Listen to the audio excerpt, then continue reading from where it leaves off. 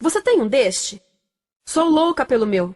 Na verdade, adoro todas as minhas coisas. Já se perguntou de onde vêm todas as coisas que compramos e para onde vão quando nos desfazemos delas? Não conseguia deixar de pensar nisso, por isso quis saber mais sobre o assunto. E os livros diziam que as coisas se deslocam ao longo de um sistema. Da extração para a produção, para a distribuição, para o consumo e para o tratamento de lixo. Isso tudo se chama a economia de materiais. Bem, estudei um pouco mais. Eu passei 10 anos viajando pelo mundo atrás de pistas de onde vêm as nossas coisas e para onde vão. E sabe o que eu descobri? Esta não é toda a história. Falta muita coisa nessa explicação. Em primeiro lugar, neste sistema parece que está tudo bem, sem problemas. Mas, na verdade, é um sistema em crise, porque trata-se de um sistema linear. E nós vivemos num planeta finito. E não se pode gerir um sistema linear num planeta finito, indefinidamente. Em todas as suas etapas, este sistema interage com o mundo real. A vida real não acontece numa página em branco. Interage com sociedades, culturas, economias, o ambiente. E durante as etapas, a vida vai se chocando contra seus limites. Limites que aqui não vemos porque o diagrama está incompleto.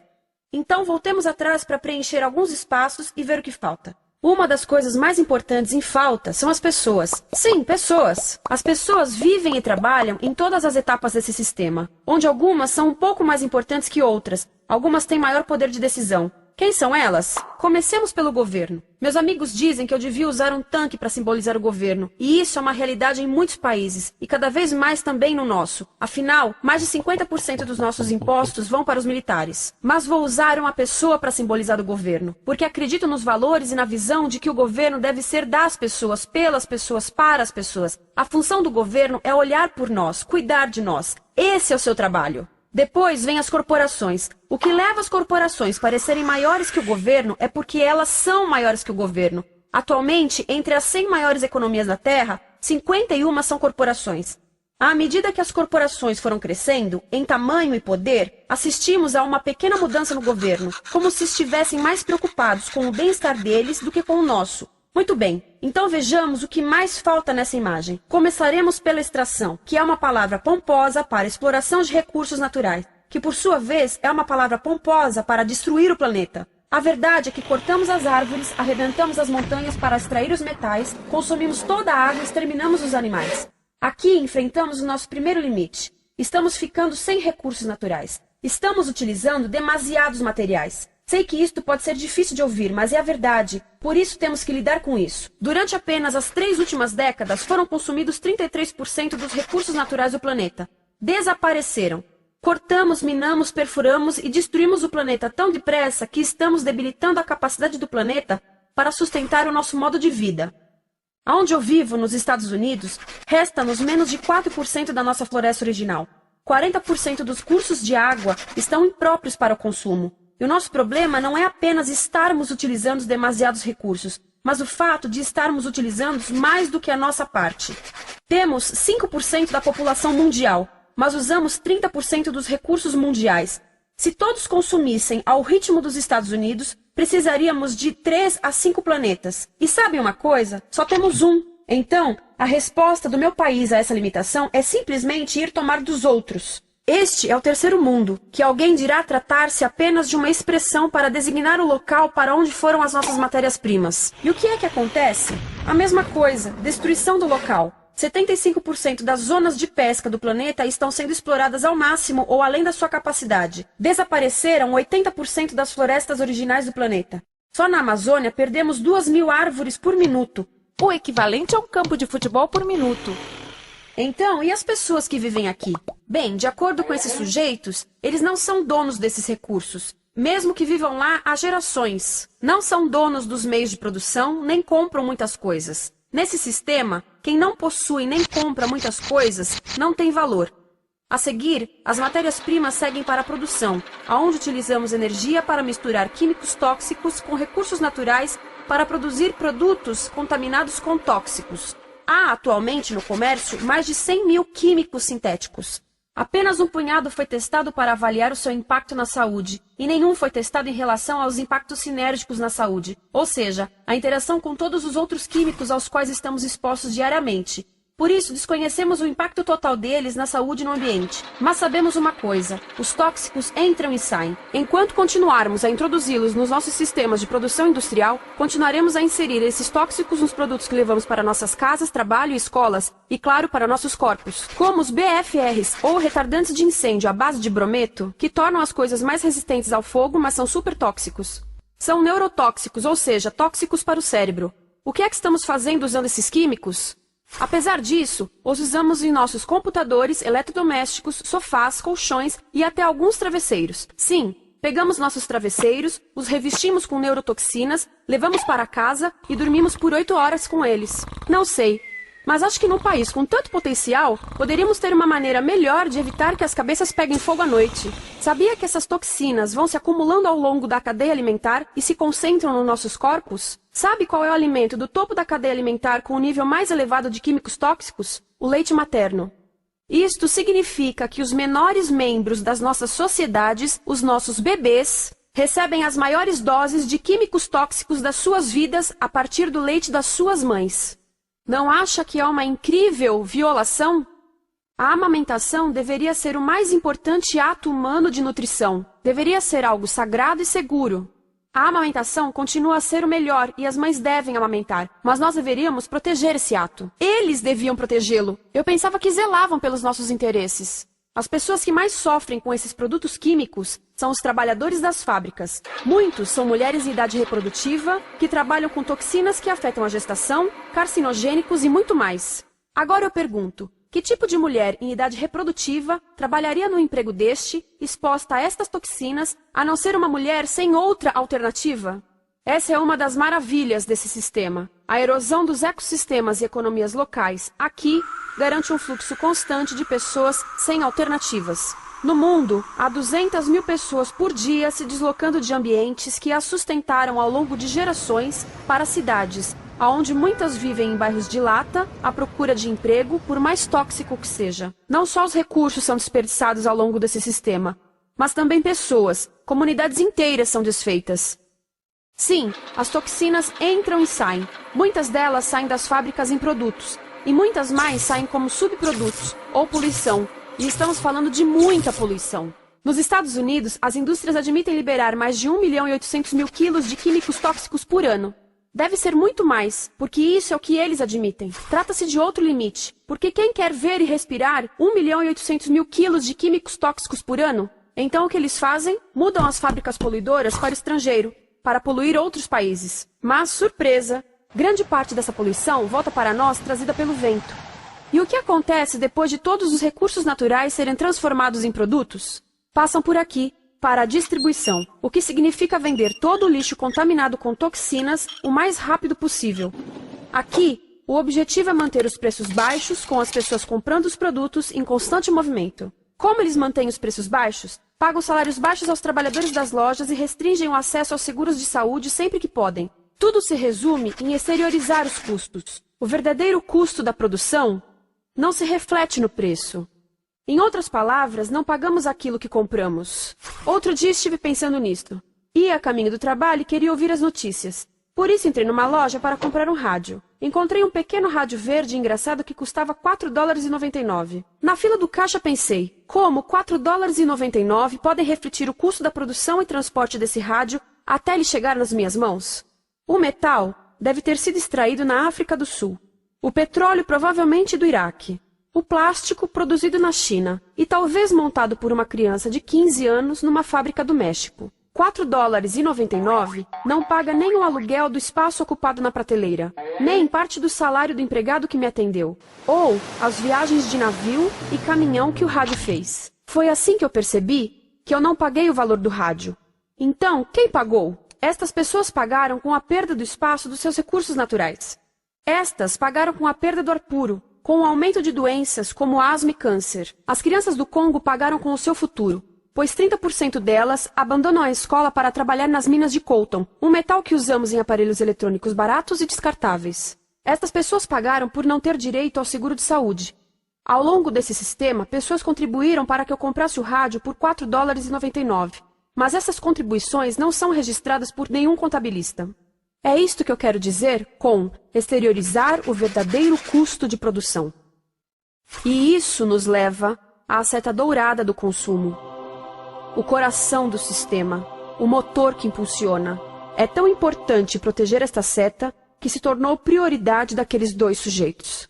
É por isso que após o 11 de setembro, quando nosso país estava em choque, o presidente Bush poderia ter sugerido fazer luto, rezar, ter esperança, mas não, ele disse para fazermos compras. Compras! Nos tornamos uma nação de consumidores. Nossa principal identidade passou a ser de consumidores. Não mães, professores, agricultores, mas consumidores. Nosso valor é medido e demonstrado pelo quanto contribuímos para esta seta. Quanto consumimos. Não é isso que fazemos? Compramos, compramos, compramos. Manter os produtos circulando. E como circulam? Sabe qual a porcentagem dos produtos que circulam através desse sistema que ainda são usados 6 meses depois da venda na América do Norte? 50%? 20%? Não, 1%. 1. Em outras palavras, 99% das coisas que nós cultivamos, processamos, transformamos, 99% das coisas que percorrem o sistema são lixo em menos de 6 meses. Como é que podemos gerir um planeta com esse nível de rendimento? Mas não foi sempre assim. Hoje, o consumidor médio americano consome o dobro que há 50 anos. Pergunte à sua avó. No tempo dela, a boa gestão, a engenhosidade e a poupança eram valorizados. Então, como é que isso aconteceu? Bem, não aconteceu simplesmente. Foi planejado. Pouco depois da Segunda Guerra Mundial, estes sujeitos estudavam a forma de impulsionar a economia. O analista de vendas Victor Lebow articulou a solução que se tornaria a norma de todo o sistema. Ele disse: a nossa enorme economia produtiva exige que façamos do consumo a nossa forma de vida, que tornemos a compra e o uso de bens em rituais, que procuremos a nossa satisfação espiritual, a satisfação do nosso ego no consumo. Precisamos que as coisas sejam consumidas, destruídas, substituídas e descartadas a um ritmo cada vez maior. O conselheiro econômico do presidente Eisenhower disse: o principal objetivo da economia americana é produzir mais bens de consumo. Mais bens de consumo? O nosso principal objetivo? Não é providenciar cuidados médicos, ou educação, ou transportes seguros, ou sustentabilidade, ou justiça? Bens de consumo? Como é que eles nos fizeram adotar esse sistema de forma tão entusiástica? Bem, 2 das suas estratégias mais bem-sucedidas são a obsolescência planejada e a obsolescência perceptiva. A obsolescência planejada é uma outra forma de dizer criado para ir para o lixo. Eles fazem as coisas de modo que sejam inúteis tão rápido quanto possível para jogarmos fora e voltarmos a comprar. Isso é óbvio em sacolas ou copos de plástico, mas verifica-se isso em coisas maiores como esfregões, DVDs, máquinas fotográficas, churrasqueiras, quase tudo, até computadores. Já reparou que quando compra um computador, a tecnologia muda tão rápido que em poucos anos se torna quase um impedimento para a comunicação? Fiquei curiosa e abri um desses computadores para ver o que tinha dentro, e descobri que a peça que se muda a cada ano é apenas uma pecinha no canto. Mas não se pode mudar apenas essa peça, porque cada nova versão tem um formato diferente. Tem que jogar tudo fora e comprar um novo. Estive lendo sobre o design industrial da década de 50, quando a obsolescência planejada começou a aparecer. Esses designers eram muito claros sobre o assunto. Chegavam a debater quão rápido conseguiam que um aparelho avariasse, mas de modo que o consumidor mantivesse fé suficiente para ir comprar outro. Foi tão intencional, mas as coisas não avariam suficientemente rápido para manter essa seta funcionando. Por isso existe também a obsolescência perceptiva. A obsolescência perceptiva nos convence a jogar fora coisas que ainda são perfeitamente úteis. Como fazem isso? Mudam a aparência das coisas. Por isso, se comprou suas coisas há alguns anos, todos percebem que você não tem contribuído para essa seta. E como o nosso valor depende da nossa contribuição para essa seta, isso pode ser embaraçoso. Por exemplo, se eu tiver o mesmo monitor de computador gordo e branco na minha mesa por 5 anos e a minha colega tiver comprado um computador novo, ela vai ter um monitor plano brilhante que combina com o computador, com o celular e até com as canetas. Ela parece estar operando uma nave espacial e eu pareço que tenho uma máquina de lavar na mesa. A moda é outro bom exemplo. Já se perguntou por que os saltos dos sapatos das mulheres passam de largos para finos num ano e no próximo de finos para largos? Não é por haver um debate sobre qual deles é mais saudável. É porque usar saltos largos num ano de saltos finos mostra que você não contribuiu recentemente para a seta. Por isso não vale tanto quanto a pessoa com saltos finos ao seu lado, ou em um anúncio. É para comprarmos sapatos novos. A publicidade e a mídia em geral têm um papel importante nisto. Cada um de nós nos Estados Unidos é bombardeado com mais de 3.000 anúncios por dia. Vemos mais publicidade num ano do que as pessoas há 50 anos viam em toda a vida. Qual é o objetivo de um anúncio, se não nos fazerem felizes com o que temos? Por isso, nos dizem 3.000 vezes por dia que o nosso cabelo está errado, nossa pele, nossa roupa, nossos móveis, nossos carros, nós estamos errados. Mas tudo se resolve se formos às compras.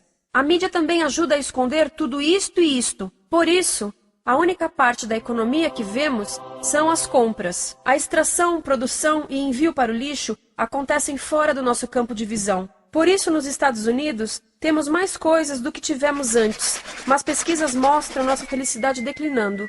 Nossa felicidade teve seu pico na década de 50, a mesma época em que a febre consumista explodiu. Coincidência interessante. Acho que sei o porquê. Temos mais coisas, porém menos tempo para o que realmente nos faz felizes. Amigos, família, tempo livre. Estamos trabalhando mais do que nunca. Analistas dizem que não temos tão pouco tempo livre desde a sociedade feudal. E sabem quais são as duas atividades que mais fazemos no pouco tempo livre que temos? Ver televisão e fazer compras. Nós, americanos, passamos 3 a 4 vezes mais tempo comprando do que os europeus. Assim, nessa situação ridícula, vamos trabalhar talvez em 2 empregos, e quando chegamos em casa exaustos e sentamos no sofá novo para ver televisão, os anúncios dizem que não prestamos, então vamos às compras para nos sentirmos melhor. Depois trabalhamos mais para pagar o que compramos e chegamos em casa mais cansados, vemos mais televisão que nos diz para fazermos compras outra vez. E estamos nesse ciclo de trabalhar, ver, comprar, e podíamos simplesmente parar. Então, no final, o que acontece a todas essas coisas que compramos? Nesse ritmo de consumo, não cabe tudo em casa, apesar do tamanho médio das casas ter duplicado nesse país desde os anos 70. Vai tudo para o lixo, e isso nos leva ao tratamento do lixo. Essa é a parte da economia de materiais que conhecemos melhor, porque nós temos de levar o lixo até a esquina. Cada americano produz 2 quilos de lixo por dia, o dobro do que fazíamos há 30 anos. Todo esse lixo ou é despejado num aterro, que é um grande buraco no chão, ou ainda pior, primeiro é incinerado e depois despejado no aterro. As duas formas poluem o ar, o solo, a água, sem esquecer que alteram o clima. A incineração é realmente ruim. Lembra daqueles tóxicos da fase da produção? Bem, queimar o lixo libera esses tóxicos no ar. Pior ainda, produz supertóxicos novos, como a dioxina. A dioxina é a substância mais tóxica feita pelo homem, e os incineradores são a principal fonte de dioxina. Isso significa que podemos parar a principal fonte da mais tóxica substância conhecida e feita pelo homem, simplesmente parando de queimar o lixo. E podemos parar hoje. Algumas empresas não querem criar aterros e incineradores aqui. Por isso, também exportam os resíduos. Então, e a reciclagem? A reciclagem ajuda? Sim, a reciclagem ajuda. Ela reduz o lixo nessa extremidade e depois reduz a pressão para minerar e colher mais nessa extremidade. Sim, todos devemos reciclar, mas reciclar não é o suficiente. Reciclar nunca será suficiente, por 2 razões. Primeiro, o lixo que vem das nossas casas é apenas a ponta do iceberg. Para cada saco de lixo que deixamos na esquina, 70 sacos de lixo são criados anteriormente, só para fazer o lixo desse saco que deixamos na esquina. Assim, mesmo que pudéssemos reciclar 100% do lixo das nossas casas, não se chegaria ao coração do problema. Além disso, grande parte do lixo não pode ser reciclado, ou porque contém demasiados tóxicos, ou porque é criado de início para não ser reciclável. Como aquelas caixas de suco, que têm as camadas de metal, papel e plástico, todas coladas. Não dá para separar essas camadas para reciclá-las. Como se vê, é um sistema em crise. Por todo o percurso, estamos batendo em limites, do clima em mudança ao decréscimo da felicidade. Simplesmente não está funcionando. Mas a parte boa de um problema tão generalizado é haver tantos pontos de intervenção. Há pessoas trabalhando aqui salvando florestas, e aqui na produção limpa. Pessoas trabalhando em direitos do trabalho, em comércio justo, em consumo consciente, no bloqueio de aterros e incineradores. E muito importante, em recuperar o nosso governo, para que seja realmente pelas pessoas e para as pessoas. Todo esse trabalho é criticamente importante, mas as coisas vão realmente começar a se mover quando enxergarmos as ligações, quando enxergarmos o panorama geral. Quando as pessoas ao longo do sistema se unirem, poderemos reivindicar e transformar esse sistema linear em algo novo, um sistema que não desperdice recursos ou pessoas, porque aquilo de que precisamos nos livrar é da antiga mentalidade de usar e jogar fora. Há uma nova escola de pensamento nesse assunto, e é baseada em sustentabilidade e equidade, química verde, zero resíduos, produção em ciclo fechado, energia renovável, economias locais vivas, já está acontecendo. Há quem diga que é irrealista, idealista, que não pode acontecer. Mas eu digo que quem é irrealista são os que querem continuar pelo velho caminho. Isso é que é sonhar. Lembre-se que a velha forma não aconteceu por acaso. Não é como a gravidade que temos que conviver. As pessoas a criaram, e nós também somos pessoas. Por isso vamos criar algo novo.